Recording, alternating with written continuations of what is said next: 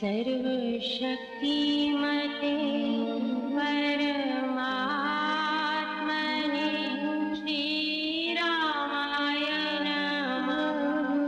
सर्वशक्तिमते परमात्मने श्रीरामाय नमः। सर्वशक्तिमते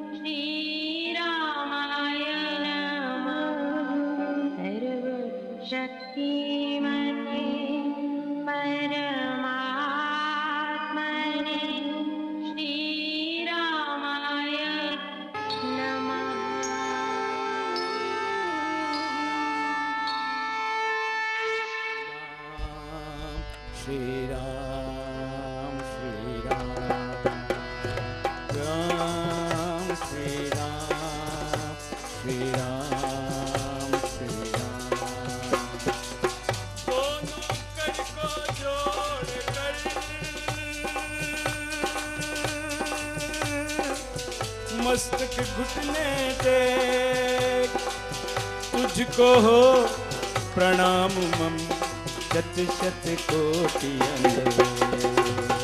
राम श्री राम श्री राम श्री राम राम श्री राम श्री राम श्री राम। स्वागत आदर मान से अभ्यगमन समुखान। स्वागत आदर मान से स्वागत आदर मान से स्वागत आदर मान से अभ्यगमन समुखान। महाराज शुभ आइए वंदन आसन दान। राम श्री राम श्री राम श्री राम राम श्री राम श्री राम श्री राम। पार करो मेरा बेड़ा भवानी, पार करो मेरा बेड़ा, पार करो मेरा बेड़ा भवानी, पार करो मेरा बेड़ा। पार करो मेरा बेड़ा भवानी, पार करो मेरा बेड़ा, पार करो मेरा बेड़ा भवानी, पार करो मेरा बेड़ा। पार करो मेरा बेड़ा भवानी, पार करो मेरा बेड़ा, पार करो मेरा बेड़ा भवानी, पार करो मेरा बेड़ा। छाया घोर अंधेरा भवानी, पार करो मेरा बेड़ा, छाया घोर अंधेरा भवानी, पार करो मेरा बेड़ा। छाया घोर अंधेरा भवानी, पार करो मेरा बेड़ा, छाया घोर अंधेरा भवानी, पार करो मेरा बेड़ा। पार करो मेरा बेड़ा, पार करो मेरा बेड़ा, पार करो मेरा बेड़ा, पार करो मेरा बेड़ा, पार करो मेरा बेड़ा, पार करो मेरा बेड़ा, पार करो माँ बेड़ा, पार करो माँ बेड़ा, पार करो माँ बेड़ा, पार करो माँ बेड़ा, पार करो माँ बेड़ा, पार करो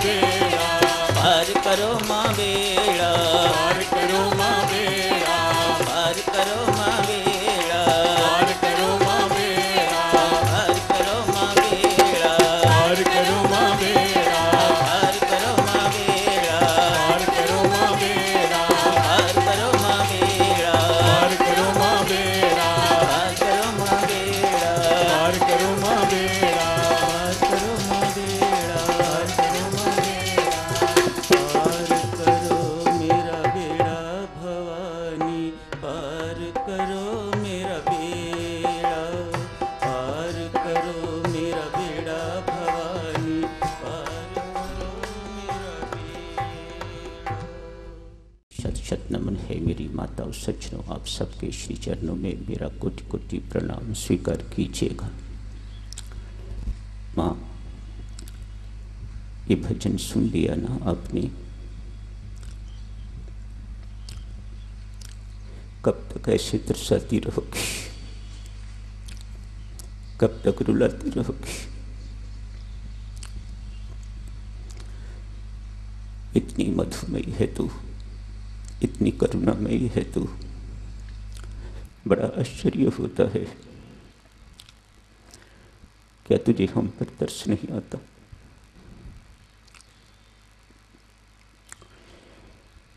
माँ, सदा की तरह आज भी अर्ज करता हूँ, माँ बन के बैठी हो ना। तुझे पता नहीं तेरे बच्चों का तेरे बिना क्या हाल है। ऐसा तो मैं नहीं कहता कि तुझे पता नहीं है, तुझे पता होगा जरूर, तुझे पता है। फिर हमारी सुध क्यों नहीं लेती?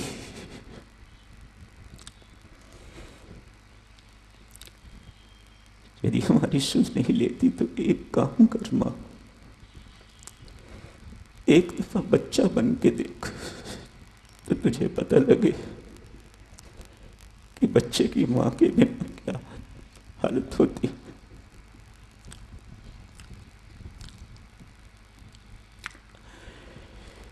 वे मैं कर्म करूं जिससे तू मुझ पर मैया रीझे। यही कर्मयोग है साधकजन, यही भक्ति में कर्मयोग है। आज का दिन, कल का दिन इसी पर चर्चा होगी। जो कर्म परमात्मा को रिझाने के लिए किए जाते हैं, वास्तव में वही कर्म है साधकजनों, बाकी तो भोग है। जो कर्म परमात्मा के लिए किए जाते हैं वे कर्म योग बन जाते हैं। जो कर्म अपने लिए किए जाते हैं, अपनों के लिए किए जाते हैं, वे कर्म भोग बन जाते हैं, कर्म रोग बन जाते हैं। कर्मयोग की चर्चा शुरू करने से पहले साधकजनों, कर्म की चर्चा शुरू करने से पहले आज थोड़ी सी बातें और जानने योग्य हैं, पहले उनकी चर्चा कर लेते हैं। आज एक व्यक्ति स्वामी रामकृष्ण परमहंस के पास गए हैं। ठाकुर, मुझे गीता जी का ज्ञान सिखाइए। ठाकुर कहते हैं, भाई मैं अनपढ़ हूं, मुझे संस्कृत नहीं आती, गीता जी संस्कृत में लिखी हुई हैं, मैं संस्कृत पढ़ नहीं सकता। आप नरेंद्र के पास जाओ, स्वामी विवेकानंद के पास वे पढ़ा लिखा है, बोल भी अच्छा लेता है, समझा भी अच्छा लेता है, मुझे माफ करो, उसके पास चले जाओ। व्यक्ति कहता है, ठाकुर वह आपका प्रिय शिष्य है, मैं मानता हूं, लेकिन मेरी उसके प्रति श्रद्धा नहीं है। मैं आपसे ही गीता ज्ञान सीखना चाहता हूं। बेचारे ठाकुर फंस गए। निर्भरा भक्ति के उपासक, उन्हें माँ के अतिरिक्त और कोई सहारा नहीं है। बेचारों ने आंख बंद करी, माँ का आह्वान किया, माँ ये कहाँ फंसा दिया मुझे, मैं क्या बताऊं। गीता ज्ञान मुझे खुद ही नहीं पता, तो मैं क्या बताऊं कि गीता जी में क्या लिखा। जो तू मुझे कहे कि मैं बोल देता। आंख खोली, आंख खोलने के बाद व्यक्ति को कहा, भाई जल्दी जल्दी गीता गीता बोल, ये ठाकुर ज्ञान दे रहे हैं। भाई जल्दी जल्दी गीता गीता गीता गीता गीता गीता गीता गीता बोल। व्यक्ति ने बोलना शुरू किया, गीता गीता गीता बोलते बोलते ता गीता गीता गीता गीता गीता गीता गीत सुनाई देने लग गया। ठाकुर कहते हैं, भाई ये जो तागी तागी है ना, ये गीता जी का ज्ञान है। गीता जी का अध्ययन करने वाला व्यक्ति त्याग के मार्ग पर चलने वाला हो जाता है। गीता जी त्याग ही सिखाती हैं। किस चीज का त्याग? बैंगन खाने का त्याग नहीं। गीता जी बड़ी उच्च बातें सिखाती हैं। अर्ज करूंगा आप जी से, गीता जी हमें मात्र धार्मिक नहीं बनाती, हमें आध्यात्मिक बनाती हैं। दोनों शब्दों में भक्तजनों अंतर जरूर समझने की कोशिश करते हैं। मंदिर में जाते हैं, घंटी बजाते हैं, फूल चढ़ाते हैं, प्रणाम करते हैं। जो भी कोई आपको देखता है वह कहता है आस्तिक हैं, धार्मिक हैं। हर धार्मिक व्यक्ति जरूरी नहीं कि आध्यात्मिक भी हो। गीता जी आपको मात्र धार्मिक नहीं बनाती, आपको आध्यात्मिक बनाती है। एक गृहस्थ को सदगृहस्थ बनाती है। अध्यात्म सिखाती।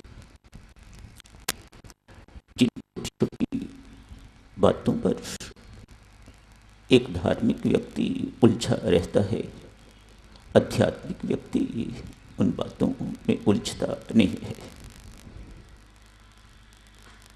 उसे ये बातें चिपकती नहीं है। सुनता है, इधर से निकाल देता है। गीता जी सम रहने की प्रेरणा देती है,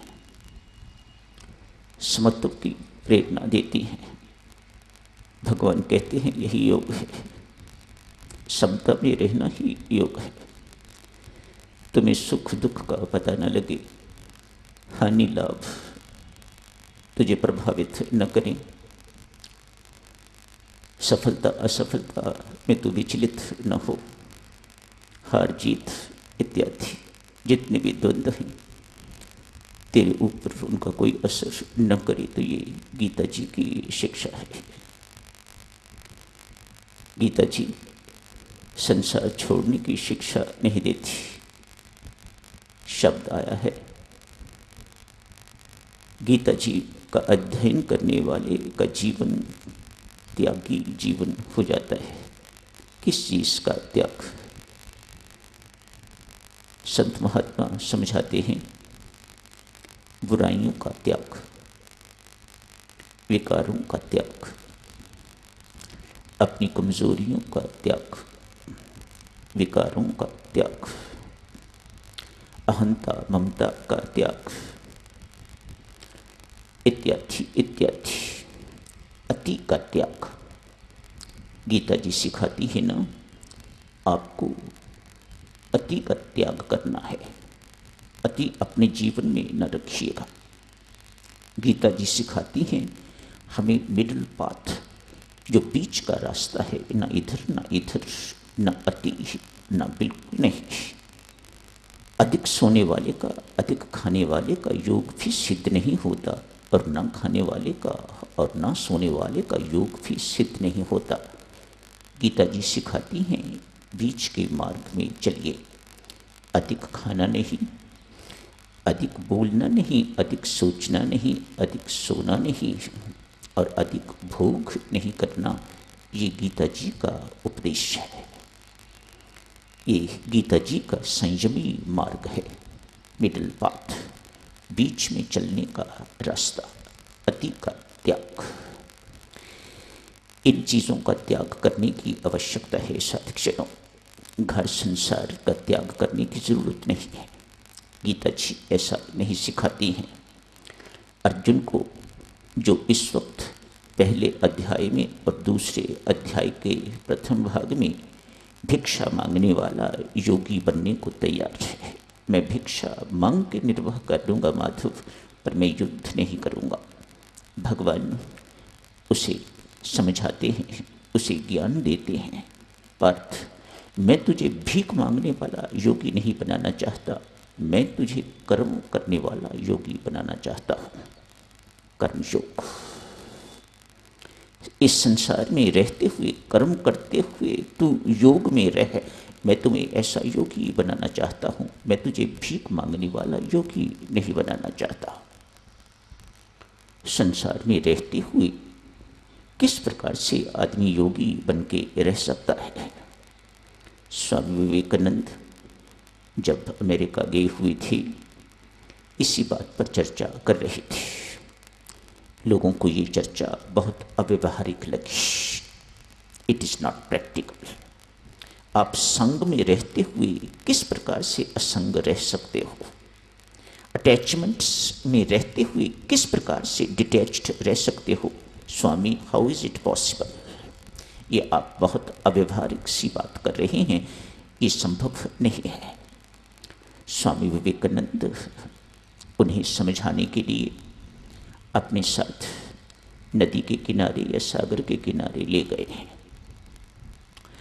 जाके कहा, ये सामने किश्ती खड़ी है, नाव खड़ी है, बड़ी सियानी है, इसे पता है छोटी सी है, मुझे बड़े के साथ कैसे रहना है। समझे नहीं स्वामी हम आप क्या कहना चाहते हैं? स्वामी विवेकानंद ने जितने भी लोग थे उन्हें एक नाव में अपने साथ बिठा लिया, दूर तक ले गए, घुमाते घुमाते दूर तक ले गए। कहा, ये नौका कितनी समझदार है, इसे पता है कि मुझे सागर में ही रहना है या नदी में ही रहना है, जल में ही रहना है, नहीं तो मेरी कोई कीमत नहीं। ये सब बातें हम अपने ऊपर लें, अपने ऊपर उतारें। हम भी नौका की तरह ही हैं, हमें भी पता है कि हमें संसार में ही रहना है, इससे भाग के नहीं जा सकते। उस नौका को पता है। स्वामी विवेकानंद कह रहे हैं, ये नौका बहुत समझदार है, इसे बोध है कि मुझे पानी में ही रहना है, नहीं तो मैं साधारण लकड़ी, मेरा कोई उपयोग नहीं। और भी समझदारी की बात है, इसे पता है मुझे पानी में रहना है, पानी को मुझ पे नहीं रहना। हमें संसार में रहना है, संसार को अपने में नहीं रखना। स्वामी जी महाराज फरमाते हैं, संसार बसने के लिए है, फंसने के लिए नहीं है। जिस नौका में पानी आ जाता है वह नौका डूब जाती है। स्वामी विवेकानंद संत महात्मा कितना सुंदर ढंग हम सबको सिखाते हैं कि संसार में हमें किस प्रकार से रहना चाहिए।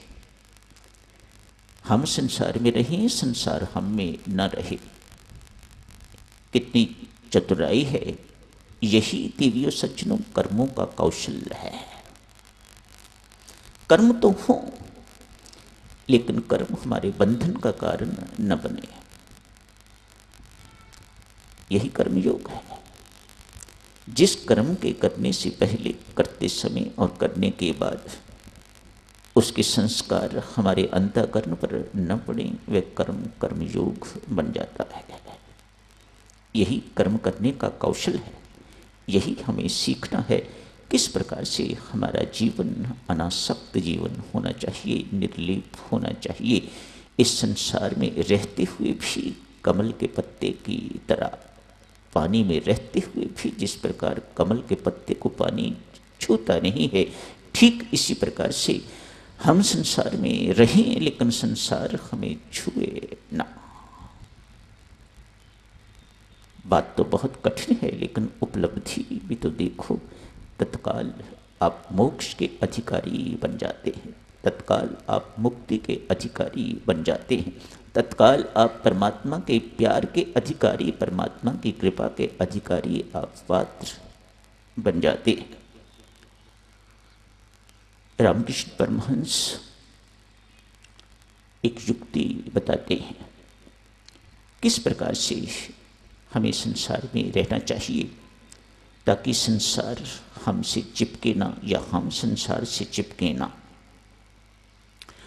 एक बहुत सुंदर उदाहरण देते हैं ठाकुर। कहते हैं माताएं कटहल की सब्जी बनाती हैं, कटहल बाजार से खरीद के लाती हैं, उसे छीलना चीरना होता है, छोटे छोटे टुकड़े करने होते हैं। जिन माताओं ने ये सब्जी बनाई हुई है उन्हें पता है कि इसको काटते ही उसमें से कुछ दूध जैसा निकलता है, जिससे हाथ लग जाए तो हाथ चिपक जाते हैं, छुरी को लग जाए तो छुरी चिपक जाती है। नए लोगों को जिनको पता नहीं होता वो बेचारे फंस जाते हैं, हाथों को लग जाता है, छुरी को लग जाता है वह दूध। जिनको पता है वह कटहल को काटने से पहले ही अपने हाथों पर तेल लगा लेते हैं, छुरी पर तेल लगा लेते हैं, तब न दूध हाथों को चिपकता है न हाथ चिपकते हैं, न ही छुरी पर वो चिपचिपाहट जो है वह आती है। ठाकुर समझाते हैं जिस प्रकार से हाथों को तेल लगाने से, छुरी को तेल लगाने से कटहल का दूध आपके हाथों को नहीं लगता, छूता नहीं है, चिप चिप पैदा नहीं करता, ठीक इसी प्रकार से यदि आप परमात्मा का स्नेह रूपी तेल, प्रेम रूपी तेल अपने ऊपर लगा के रखो तो संसार से आप भी निर्लेप रहोगे, संसार आपको चिपकेगा नहीं, आप संसार से नहीं चिपकोगे। ठाकुर की युक्ति कितनी अच्छी है। मानो यूं कहा जा रहा है, यदि आपका स्नेह परमात्मा के साथ हो जाता है, यदि आपकी प्रीति परमात्मा के साथ हो जाती है तो संसार के प्रलोभन, संसार आपके साथ चिपक नहीं सकेगा। क्यों? आप किसी और के साथ चिपक चुके हुए हो और वह ऐसा है, उससे चिपकने के बाद किसी दूसरे के साथ चिपकने की ज़रूरत महसूस नहीं होती। उसका चिपकना इतना महत्वपूर्ण चिपकना है। आओ साधकजनों, कर्म पर चर्चा थोड़ी सी शुरू करते हैं, जारी रखेंगे इसे कल भी। स्वामी जी महाराज भक्ति प्रकाश में समझाते हैं, जो कुछ भी किया जाए उसे कर्म कहा जाता है। मानसिक है क्रिया अर्थात कर्म, मानसिक है चिंतन विचार होते हैं तो ये कर्म है। वाणी कुछ बोलती है, जिह्वा कुछ बोलती है तो ये कर्म है। इन कर्णों द्वारा ये कर्ण, हाथ, पाँव इत्यादि जिनसे कर्म किया जाता है उन्हें कर्ण कहा जाता है। इनसे जो कुछ होता है वह कर्म कहलाता है। स्वामी जी महाराज समझाते हैं, इन कर्मों को करने वाले को कर्ता कहा जाता है। कर्म चाहे अपनी इच्छा से हो, चाहे दूसरे से प्रेरित हो के किया जाए, स्वामी जी महाराज कहते हैं वह कर्म है। साधकजनों, ये कर्म बहुत बलवान है। संत महात्मा फरमाते हैं, समझाते हैं, आपको परमात्मा से डरने की ज़रूरत नहीं है, ये तो बहुत प्यारा है, उससे प्यार करने की ज़रूरत है, उससे डरने की ज़रूरत नहीं। न परमात्मा से डर रे बंदे, न शैतान से डर। तो डरना है तो तुझे अपनी करनी से डरना है, अपनी करनी से डर। ये बहुत बलवान है, ये आपका पीछा नहीं छोड़ती। संत महात्मा समझाते हैं, जिस प्रकार कर्म जहाँ भी आप चले जाएं, एक जन्म में यदि आप उस कर्म का भुगतान नहीं कर पाए तो अगले जन्म की तैयारी कीजिएगा। ये कर्म जब तक अपना भुगतान भुगत नहीं लेता तब तक आपका पीछा नहीं छोड़ता। एक जन्म लगे, 2 जन्म लगे, अनेक जन्म लगे, ये कर्म बॉदर नहीं करता। इसको अपना भोग, अपना जो आपने किया हुआ है उसका फल आपको दे के ही रहना है। बार बार ये बात आप जी को कही जाती है, आपको भी सुन सुन के ये याद हो गई होगी। गंगा जी से किसी ने पूछ दिया, गंगे माँ तेरे अंदर पापी इतने स्नान करते हैं, इतने स्नान करते हैं, लगता है तू पापों से बिल्कुल भर चुके हुए है, तू स्वयं पापनी हो चुकी हुई है, तेरे अंदर और पाप चूसने की ताकत नहीं रही। गंगा कहती हैं, जो मुझे पाप दे के जाते हैं मैं उन्हें अपने पास नहीं रखती, मैं पवित्र रहती हूँ। क्या करती हो आप? मैं सागर को दे आती हूँ।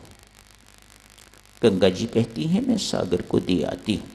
ओ, लगता है इसीलिए सागर खारा है, पाप संसार के धुले हुए हैं सागर में, उस जल में, इसलिए सागर खारा है। सागर कहता है, ना भाई, मैं भी इन सब के पाप अपने पास नहीं रखता, बादलों को दे देता हूँ। ओ, इसीलिए काले होते हैं। इन पापों के कारण बादलों का रंग जब काला हो जाता है, काली घटा छा जाती है, तो अब कितनी घबराहट होती है, वर्षा आई कि आई। बादलों को लोग कहते हैं, भाई इसीलिए आप काले हो जाते हो, क्या करते हो आप इन पापों का? बादल कहते हैं, भाई मैं भी अपने पास नहीं रखता, जिस जिसके होते हैं उन्हीं पर वर्षा कर देता हूँ। ये कर्म जिस प्रकार हमारा पीछा नहीं छोड़ते साधक जनों, हमारा पीछा अर्थात कर्ता का पीछा नहीं छोड़ते, ठीक इसी प्रकार से देवियों संत महात्मा समझाते हैं, गुरु मंत्र भी जन्म जन्मांतर तक आपका पीछा नहीं छोड़ता जब तक आपको परमात्मा से मिला नहीं देता। जिन कर्णों से कर्म हम करते हैं, ये साधक जनों, हाथ हैं, पाँव हैं, जीवा है, मस्तिष्क है, ये सब कर्ण हैं। कुछ बाह्य कर्ण हैं, कुछ भीतरी कर्ण हैं, उन्हें अंतःकरण कहा जाता है। 2 कर्ण, बाह्य कर्ण, अंतःकरण, इनसे आदमी कर्म करता है। कर्म बीज है,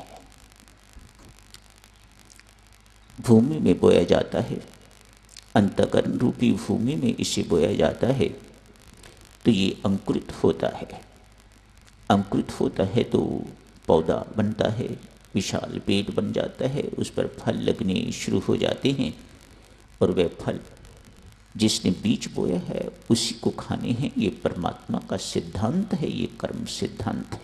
nobody can share, nobody is allowed to share.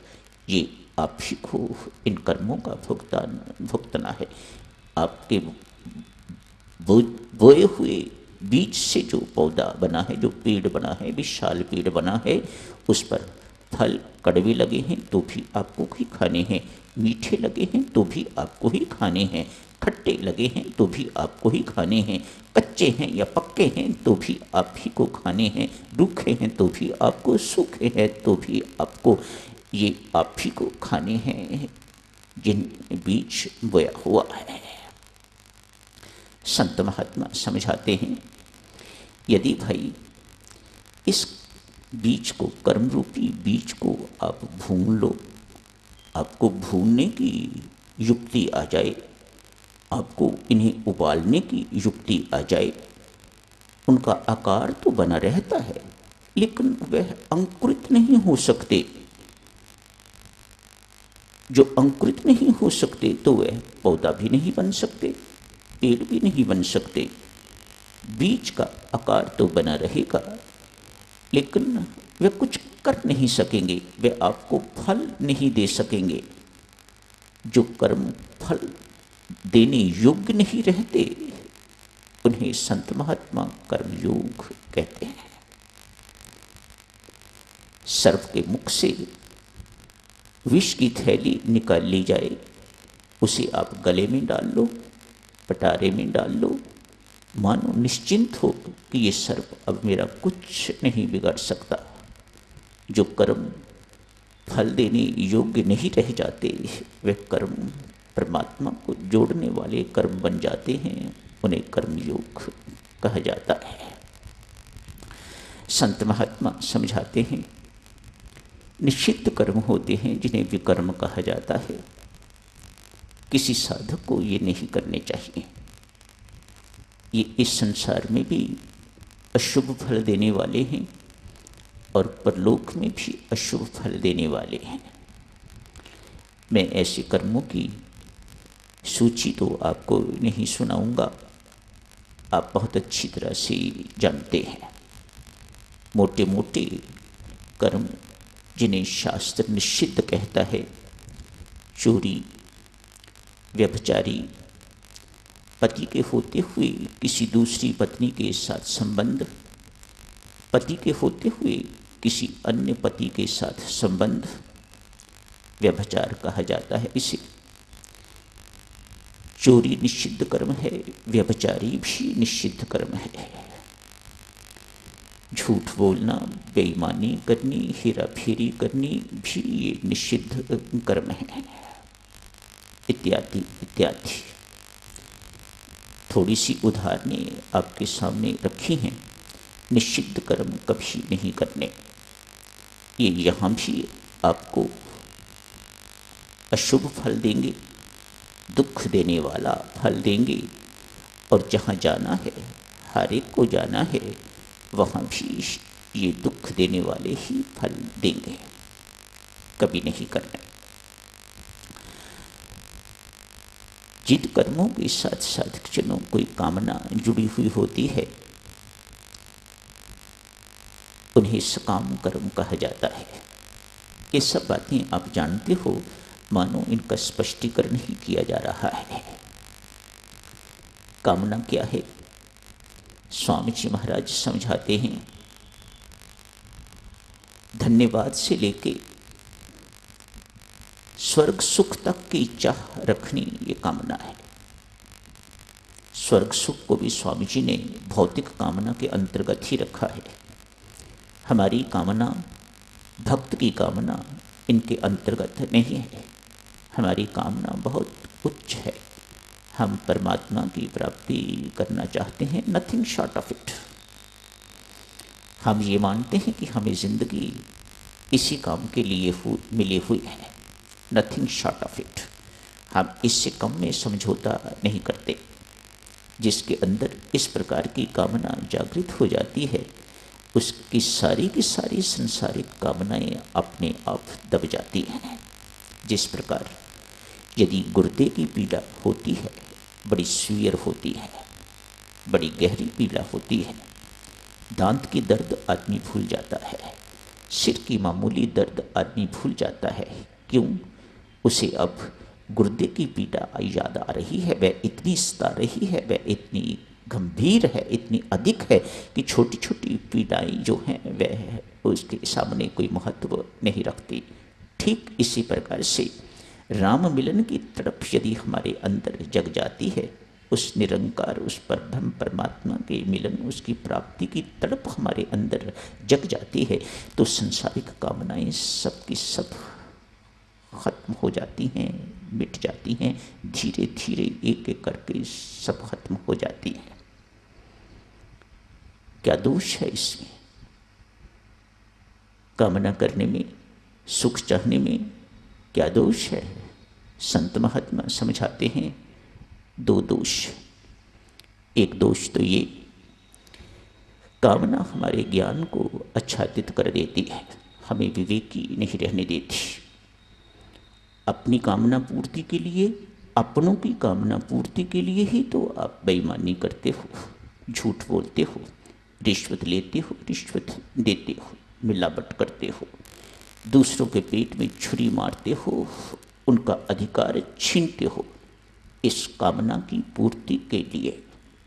संत महात्मा कहते हैं बेशक आपकी कामना की पूर्ति हो जाए, लेकिन कामना की पूर्ति को कभी परमात्मा की कृपा नहीं मानना। परमात्मा की कृपा कामना की पूर्ति में नहीं है, परमात्मा की कृपा उस कामना से छुड़वाने में है, कामना की निवृत्ति में है। याद रखो इन बातों को।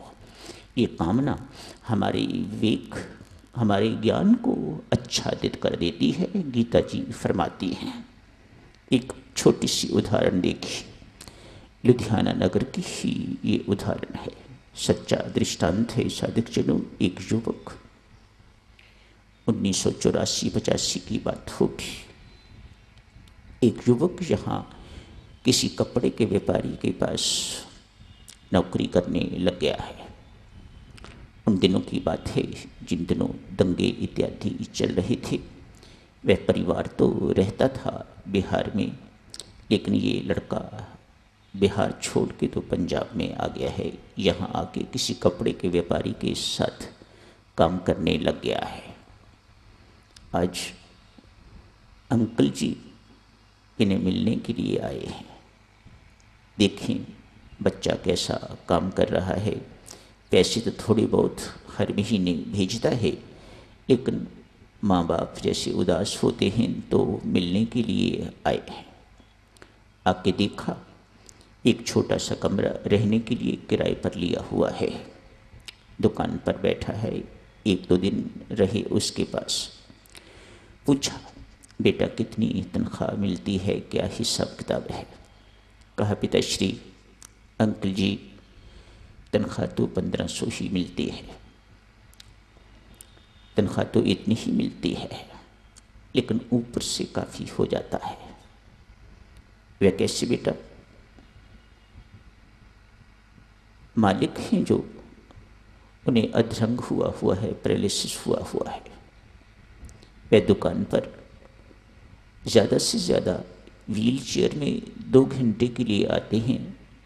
सारा दिन मैं अकेला ही होता हूँ। सारी जिम्मेदारी उन मालिक ने मुझे सौंप रखी हुई है। मैं उनका बहुत विश्वसनीय हूँ, मेरे पर बहुत विश्वास है उन्हें। अच्छा बाप होता उसके मुंह पर 2-4 थप्पड़ मारता। घर जाके क्या कहता है? भली मानुस पत्नी को, घर वालों को जाके सुनाता है, तनख्वाह तो बेशक 1500 रुपये ही है, लेकिन ऊपर से बहुत हो जाता है। इसलिए परमात्मा की बड़ी कृपा है, जब राम देता है तो फिर किसे कमी रह सकती है। मैं इतना ही पूछता हूँ साधक जनों, यदि ये परमात्मा की कृपा है तो परमात्मा का कोप क्या होगा? ये क्यों हो रहा है? उस बड़े बनने की कामना ने, उस महत्वाकांक्षा ने आपको के ज्ञान को आच्छादित कर दिया है, ढक दिया है, कवर कर दिया है। वह ज्ञान अब ज्ञान नहीं रहा, विवेक युक्त नहीं रहा, आपका विवेक काम नहीं कर रहा। सकाम कर्मी का ज्ञान आच्छादित हो जाता है। सकाम कर्मी की सारी कामनाएं, बच्चे लोगों कोई मुश्किल बातें आप जी से नहीं कही जा रही। जिस प्रकार जिन सरलता से मैं स्वयं समझ पाया हूँ इन बातों को, उसी सरलता से मैं आप जी को अर्ज कर रहा हूँ। इन बातों को सुनो, और पुनः कहूँगा, कल भी आपसे अर्ज की थी, इनको सुनने का तभी फायदा है यदि आप अपने इन जीवन में इनको उतार सको। यही प्रार्थना करूँगा, आज भी, कल भी, सदा करता रहूँगा जब तक जिंदा रहूँगा। सदा यही प्रार्थना करता रहूँगा, जो सुनो, जो पढ़ो, उसे अपने जीवन में उतारने की भरसक कोशिश करो। यदि ये जीवन में नहीं उतरती तो इन पढ़ने का कोई लाभ जो है वह नहीं होने वाला, ये याद रखो। पुनः कहूँगा, बेशक भगवान कहीं पढ़ने मात्र से, सुनने मात्र से बहुत लाभ होता है। माफ़ करे मुझे परमात्मा और माफ़ करे मुझे आप। अपने थोड़े से जीवन के अनुभव से कहूँगा, इन पढ़ने से, इन सुनने से कोई लाभ नहीं होता जब तक इनको अपने जीवन में ना उतारा जाए। अपने जीवन में उतारोगे तो आपको लाभ होगा। जो बातें आपसे कही जा रही हैं, बेशक आपकी कामना की पूर्ति हो जाए। इस कामी को कामना की पूर्ति हो जाए, वह बड़ा होता जाता है, एक्सपेंशन होती जाती है। आज एक फैक्ट्री है, अनेक फैक्ट्रियों का मालिक बन जाता है। आज छोटा सा आदमी बहुत बड़ा इंडस्ट्रियलिस्ट बन गया है। पर ये सब उपलब्धियां, जितनी भी भौतिक उपलब्धियां हैं, ये सारी की सारी इकट्ठी कर दी जाएं तो भी व्यक्ति को मोक्ष का अधिकार नहीं देती। आपको परमात्मा की प्राप्ति इनसे नहीं होगी। वह रास्ता दूसरा है। वह कौन सा है? अपनी इन सारी की सारी कामनाओं का त्याग करके निष्काम कर्म, कामना रहित, कामना शून्य कर्म हो जाए। मुझे फल नहीं चाहिए, मुझे कर्तव्य का अभिमान नहीं चाहिए, मुझे कर्म के प्रति आसक्ति नहीं चाहिए। साधकजनों, जिनको सेवा करने का शौक लग जाता है, उनसे सेवा छुड़ानी इतनी संभव नहीं। ये कर्म के प्रति आसक्ति है। उनको लाख समझाओ, इस कर्म के साथ चिपकना नहीं है, लेकिन ये चिपकाहट यशमान देने वाली, प्रशंसा देने वाली, इतनी चिपकाहट ये प्रबल है कि उनका उससे निकलना बहुत कठिन है। ये कर्म के प्रति देवी आसक्ति है, ये भी छोड़नी है। कर्म फल के पता है। तीसरा कर्म है साधकजनों। स्वामी जी महाराज कहते हैं, जिसकी चर्चा साधकजनों विशेष रूप से करनी है कल, समर्पण कर्म। तीसरा कर्म स्वामी जी कहते हैं समर्पण कर्म। चौथा कर्म भी स्वामी जी महाराज ने कहा है, पर उसकी चर्चा नहीं करेंगे हम, यही ठीक है। वे तो वे स्वयं युग पुरुष थे, राम का काम करने के लिए आए थे, करके चले गए, जारी है, वह खत्म नहीं हो सकता। लेकिन हम बहुत छोटे हैं, इसलिए हम तीसरे कर्म तक ही टिकेंगे, समर्पण कर्म। व्यक्ति अपने आप को, अपने मन को, तन को, धन को, बुद्धि को, अपनी इंद्रियों को, मानो अपने सर्वस्व को, अपने कर्मों को, अपने कर्मफल को, अपने कर्तापन को जब परमात्मा के श्री चरणों में सौंप देता है तो वह परमात्मा का निमित्त बन जाता है। इसे समर्पण कर्म कहा जाता है। ये कब होगा? जब कर्मयोग के साथ भक्ति जुड़ जाएगी, तब आपके अंदर जो परमात्मा का दिया हुआ है उसे चढ़ाने की इच्छा आपके अंदर जागृत होगी। मेरा मुझ में कुछ नहीं, जो कुछ है सो तोर, तेरा तुझको सौंप दे, क्या लागत है मोर। जब ये भावना आती है तो कर्म भक्ति के साथ जुड़ जाता है, भक्ति कर्म के साथ जुड़ जाती है। इसकी चर्चा तो करेंगे साधकजनों कल। आज देखो ना, जब निमित्त बन जाता है व्यक्ति तो कितनी मौज हो जाती है। परमात्मा की कृपा होनी शुरू हो जाती है। वह अपनी संसार रूपी मशीन का एक पुर्जा आपको बना लेता है। समझदार है ना परमात्मा, इसलिए डिफेक्टिव पुर्जा नहीं चाहिए। उन्होंने अपनी मशीन, संसार रूपी मशीन में पुर्जा लगाना है, कोई चीज़ छोटा सा यंत्र लगाना है। यही कहा जाता है ना, हम निमित्त बन गए हैं, यंत्र बन गए हैं। तो जो यंत्र, जो पुर्जा भगवान ने अपनी मशीन में लगाना है, तो वह डिफेक्टिव क्यों लगाएगा? पता है डिफेक्टिव थोड़े दिन ही चल सकेगा, इसलिए वह पुर्जा ठीक ठाक बनाता है, उसे लगाता है। मैंने अर्ज करी ना, जिस वक्त आपके अंदर समर्पण की भावना आती है तो परमात्मा आपको साफ सुथरा बनाना शुरू कर देता है। बूंद सागर के साथ जो मिलने को तैयार हो रही है, बूंद नदी आज अपने आप को सागर को सौंपने जा रही है, तो उसी ढंग से सागर तैयारी करता है। उसे मिलाने के लिए, उसे अपनी ओर आकर्षित करने के लिए अपना वेग, अपनी ताकत देता है। उस पुर्जे को ठीक उपयुक्त पुर्जा बना के तो अपने जीवन रूपी मशीन में फिट कर देता है। निमित्त बनने में देवियों बड़ी मौज है। देखो ना, जिस बंदूक से गोली चलती है वह गोली किसी को मार के रहेगी, व्यक्ति मर जाता है। बंदूक निमित्त है, उसे सज़ा नहीं मिलती, सज़ा चलाने वाले को मिलती है। मानो जिस किसी व्यक्ति ने अपने आप को परमात्मा को सौंप दिया है, वह इम्यून हो जाता है, उसे परमानेंट इम्यूनिटी मिल जाती है, उसका कोई कुछ नहीं बिगाड़ सकता। आप सब जानते हो, बंदूक से, उस नाली से गोली निकल रही है, उससे निकली है, चली है, उसने मारा है किसी को, लेकिन बंदूक को तो कोई सज़ा कभी किसी ने मिलती नहीं देखी। सज़ा मिलती है जो बंदूक चलाने वाला है। सबके पास बंदूकें तो नहीं है, कारें तो सबके पास हैं, लगभग कोई ना कोई व्हीकल तो है ही।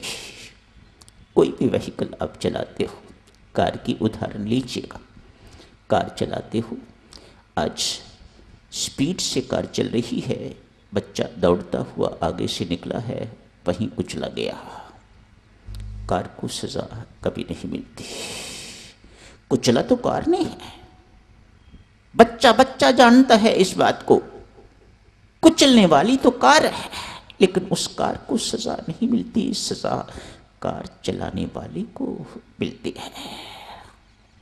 समर्पण की कितनी मौज है।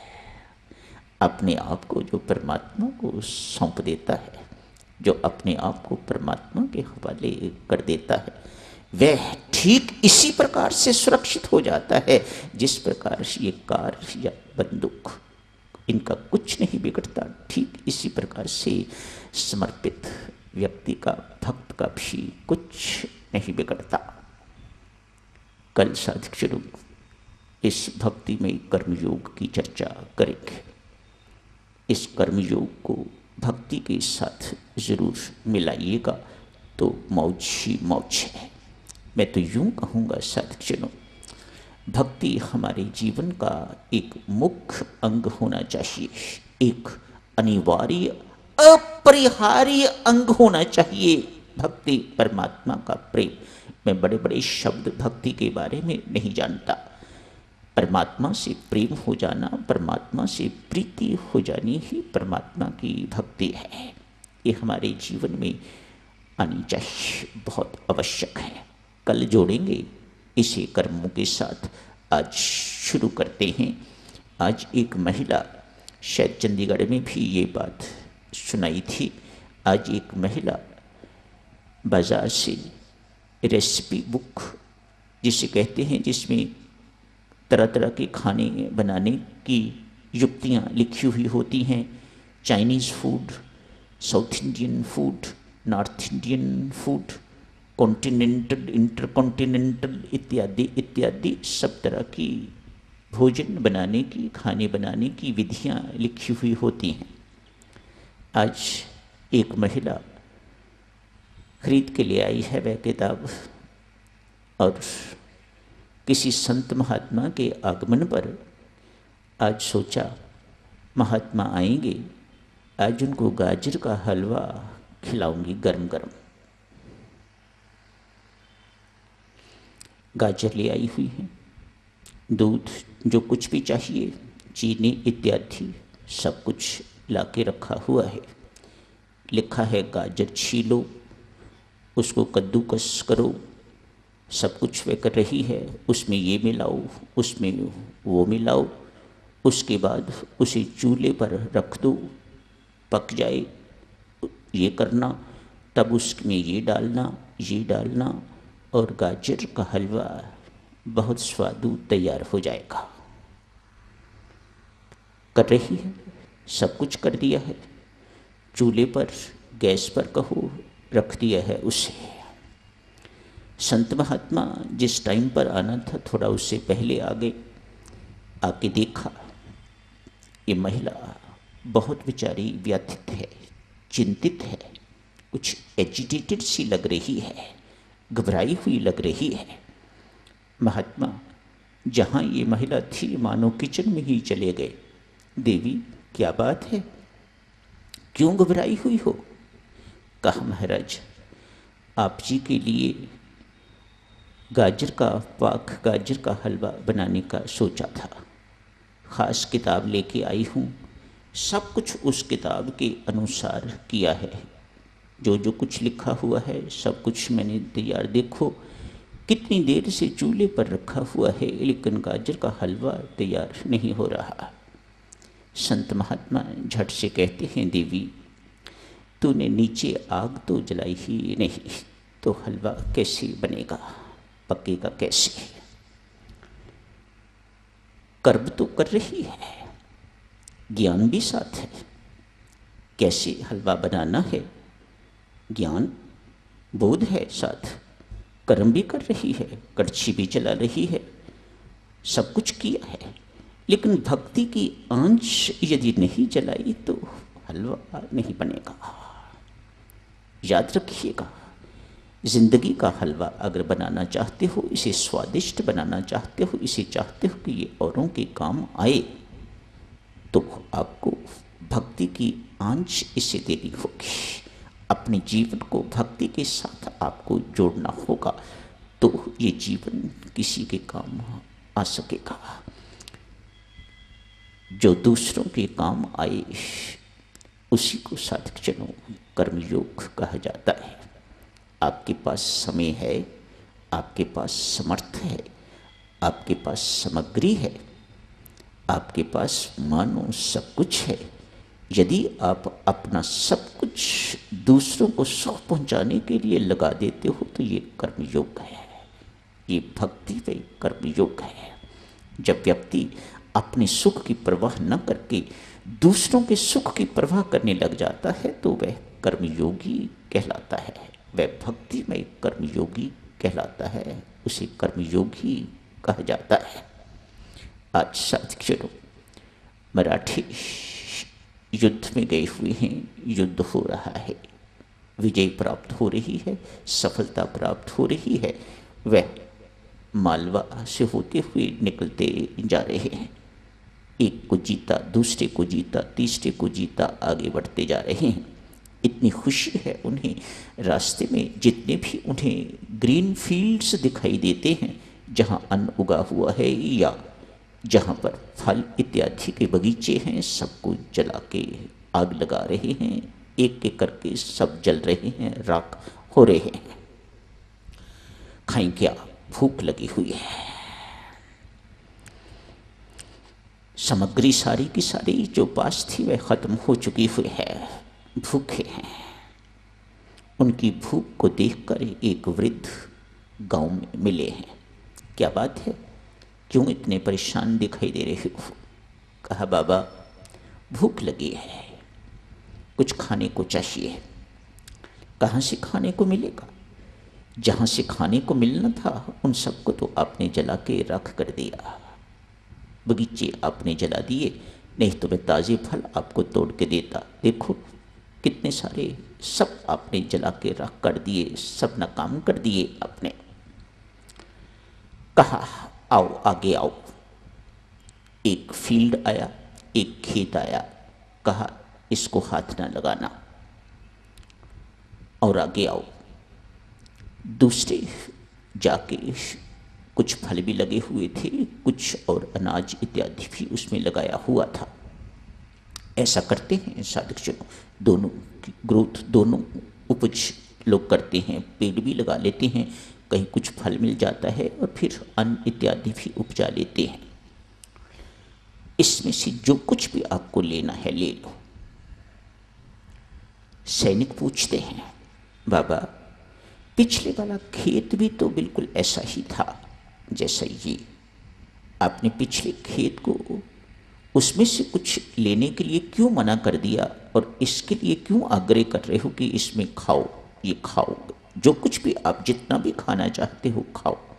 कहा बेटा पिछला खेत गांव के एक गरीब आदमी का है, ये मेरा है। जब साधक आपको अपनी चिंता न रहे, दूसरों के सुख की चिंता हो जाए तो इसे कर्मयोग कहा जाता है। ऐसे ही कर्मयोग ही बनना है हमें। अपने सुख की चिंता न करके दुख सह के भी दूसरों को सुख पहुंचाना, ये कर्मयोग है। मत सोचिएगा आप घाटे में रहेंगे, जितना दूसरों को सुख दोगे आपको परम सुख मिलेगा। आपको सुख नहीं देगा परमात्मा, आपको परम सुख देगा। क्यों? आप दूसरों को सुख बांट रहे हो तो मैं आपको परम सुख दूंगा। यही कर्मयोग है साधकजनों। कल भक्ति में कर्मयोग की चर्चा करेंगे, समर्पण की चर्चा करेंगे, भक्ति की चर्चा करेंगे, ताकि भक्ति में कर्मयोग हो जाए। साधकजनों मेरी आदत नहीं कि टॉपिक को ख़त्म कर दूं। मेरी आदत कुछ इस प्रकार की है, थोड़ा सा सुना के तो फिर ख़त्म करूं, ताकि बाकी की उत्सुकता रहे कल सुनने के लिए। आज तुलसी की शरणागति की बात करते हैं, शुरू कर देते हैं। समय हो गया है, 5 मिनट की मुझे आप इजाज़त ज़रूर देंगे, उसके बाद आज का सत्संग ये समाप्त कर लेंगे। साधकजनों ये शरणागति क्या है?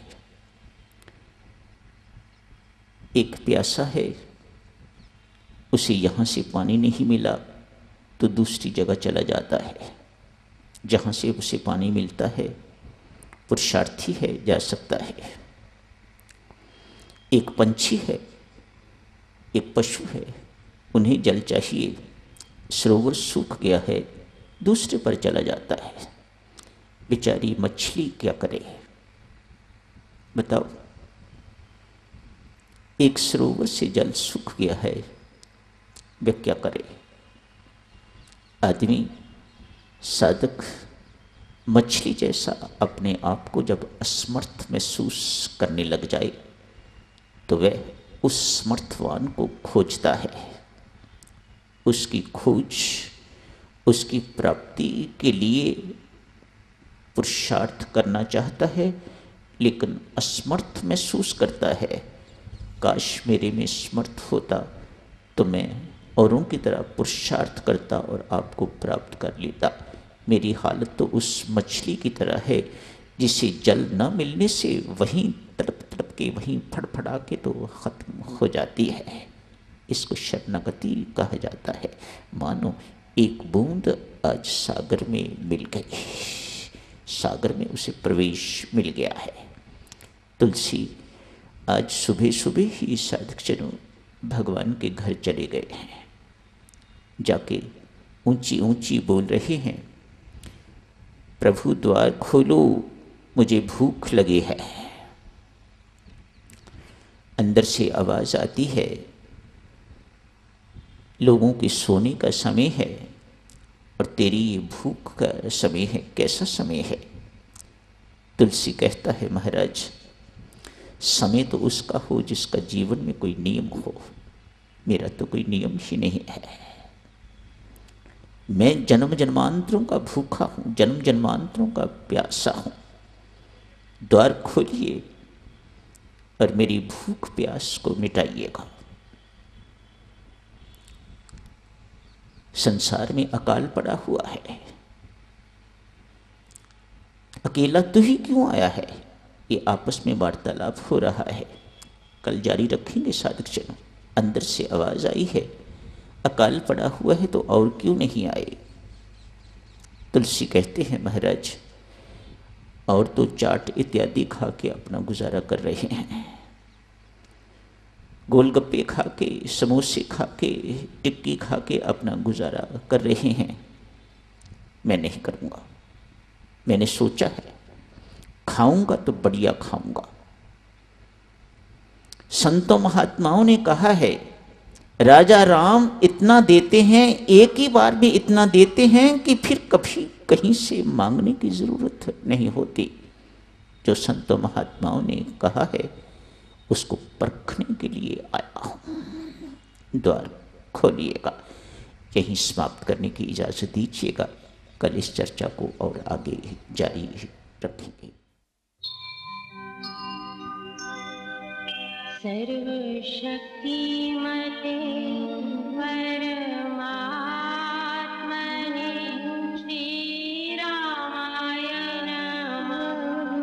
सर्वशक्तिमते परमात्मने श्रीरामाय नमः। सर्वशक्तिमते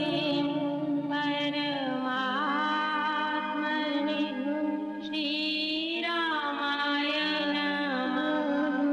सर्वशक्तिमते परमात्मने श्रीरामाय नमः।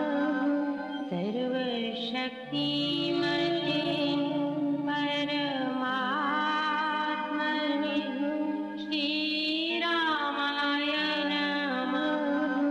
सर्वशक्तिमते परमात्मने श्रीरामाय नमः।